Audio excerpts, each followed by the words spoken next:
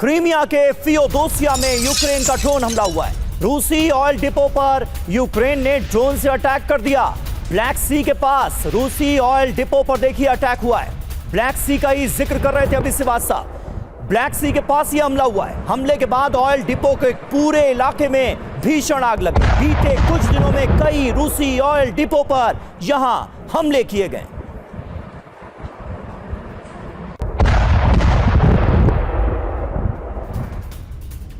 और देखिए, रूस पर बड़े हमले की तैयारी में है यूक्रेन। जी हां, लंबी दूरी के हथियारों से हमला करेगा यूक्रेन। यूएस से लॉन्ग रेंज के वेपन की अनुमति मिल सकती है। ट्रंप के विशेष दूत कीथ केलॉग का दावा, यूएस वेपन से रूस पर हमले कर पाएगा यूक्रेन।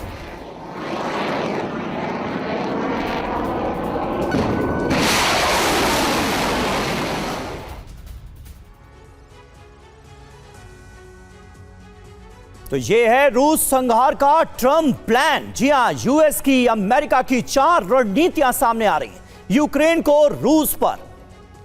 यूएस की जो 4 रणनीति है वो आपके सामने है। स्ट्रैटेजी क्या है? यूक्रेन को रूस पर लॉन्ग रेंज स्ट्राइक की छूट संभव है। दूसरा, यूक्रेन को टॉमहॉक मिसाइल देने पर विचार किया जा रहा है। तीसरा, रूस के साथ युद्ध की तैयारी तेज हो रही है। यूरोप में अमेरिकी टोही विमानों की तैनाती भी बढ़ा दी गई है। युद्ध विस्तार की देखिए कैसे तैयारी की जा रही है। यूक्रेन ने लॉन्ग रेंज हथियारों की पूरी लिस्ट जो है वो भेज दी है। यानी इसी हफ्ते यूक्रेनी अधिकारियों का जो वॉशिंगटन दौरा होने जा रहा है वो और भी ज्यादा अहम हो गया है। $90 बिलियन की हथियार खरीद की डील संभव है। अमेरिका ने अब तक यूक्रेन को $45 बिलियन के वेपन दिए।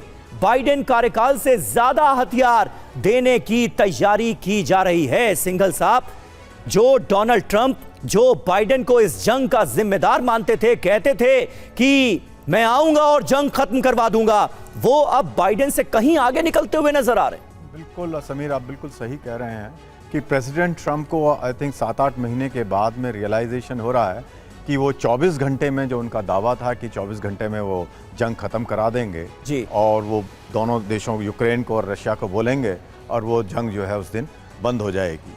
अब उनको रियलाइज़ हो रहा है कि ये इतना आसान नहीं है, क्योंकि बहुत ज़्यादा कॉम्प्लिकेशंस हैं। और इस सब में अब वो चाह रहे हैं क्या हैं, जैसा कि अभी आपने बताया कि एक तो लॉन्ग रेंज उन्होंने अब यूक्रेन को सपोर्ट देना शुरू कर दिया है, लेकिन इस सब में ये है कि उन्होंने साफ कर दिया है कि पैसा जो होगा वो यूरोप का लगाना पड़ेगा।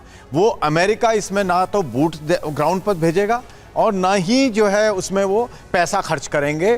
तो जब तक यूरोप इसके लिए फंडिंग देते रहेंगे, मेरे ख्याल से यूएसए इसको वार की जो हथियार चाहिए उनको देते रहेगा। और इसमें अब मेरे को जो इसमें जो लग रहा है, जैसा कि अभी आपने बताया सब, उसकी इंटेलिजेंस शेयरिंग जो है वो इम्प्रूव काफ़ी हो गई है।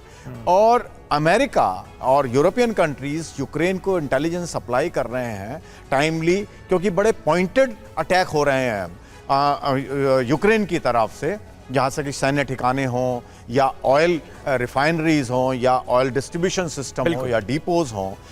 दूसरी तरफ रशिया अब जो है कोशिश कर रहा है कि उनको ओवरवेल्म कराएं यूक्रेन के सिस्टम को, जैसा कि अभी पीछे 500 ड्रोन की बात हुई या। लेकिन अब रशिया को थोड़ी सी इस वक्त जो है परेशानी हो रही है, क्योंकि पिन पॉइंटेड अटैक का उनके पास जवाब नहीं है इस वक्त। एक तो बड़ी विचित्र स्थिति है इसमें कि जब भी लगता है कि रूस शायद इस वॉर को कंक्लूड करने के प्लान पर काम कर रहा है, एक नई वेव शुरू हो जाती है और उससे फिर नए तरीके से रूस को डील करना पड़ता है।